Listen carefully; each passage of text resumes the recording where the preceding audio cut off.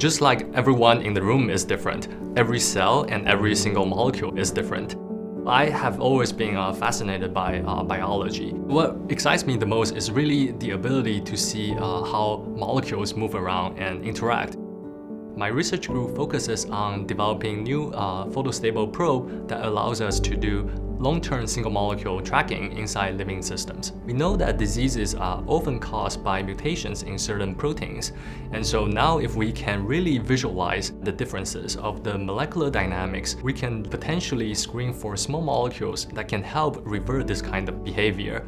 This will be very useful information to guide our design of the next generation therapeutics.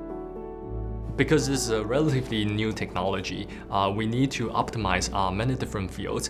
I'm really fortunate to be able to recruit students with very different skills, students who can synthesize and optimize these nanoparticles. We also have students who are good at optics and can build the microscopes. And so these students are really talented and they're really driven to really push the frontier of our scientific research.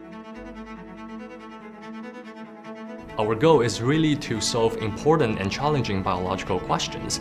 And so this is very hard to do in a more traditional and pure discipline. Traditionally, people use dyes and fluorescent proteins to look at individual molecules. But these kinds of probes bleach within tens of seconds, so we can look at processes much longer than that. With our photostable probe, we can really visualize with great spatial and temporal resolutions, great detail.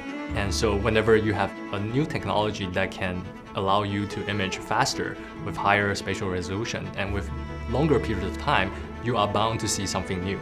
So I'm really excited that we are entering this region where we can really investigate many unexplored territories. Bro is really the perfect place for my research group because I get to interact with the very best biologists in the world to really know the most challenging and pressing questions so that we can come up with new ideas in developing new technologies to help answer these questions.